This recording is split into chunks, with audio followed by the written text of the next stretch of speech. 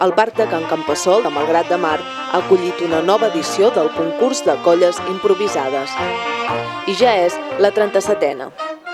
La plec en portem 35 i aquests són 37. Va començar molt més abans el concurs de colles que no pas la plec. Per nosaltres és molt important. Enguany han concursat 6 colles d'adults i una de nens i nenes que s'han dividit en 2 rotllanes. Arribar a tothom, o sigui, arribar des dels més petits als més grans, i aquí precisament amb aquest concurs es demostra. Comencem per colles ben petites que ballaran poder la primera sardana a la seva vida, passant per els que ja estan entremig i passant per la més gran. És molt important i això significa d'alguna manera el potencial que hi ha de la sardana en aquest moment. Com sempre, la condició era que les colles no haguessin participat en cap concurs oficial dels celebrats durant l'any, és a dir, que fossin improvisades.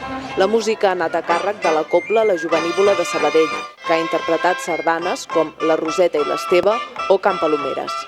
La de lluïment ha estat la Penya Blaugrana Manresa, de Dolors Viladric, que ha estat present a l'acte juntament amb altres compositors.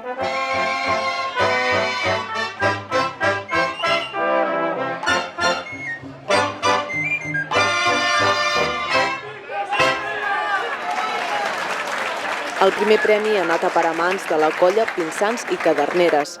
El segon ha estat per 100% improvisades. La resta de colles, inclosos els més petits, també han rebut distincions. La diada s'ha completat amb una audició de sardanes al pavelló Germans Margall a càrrec de la Jovenívola i la Principal de Llobregat.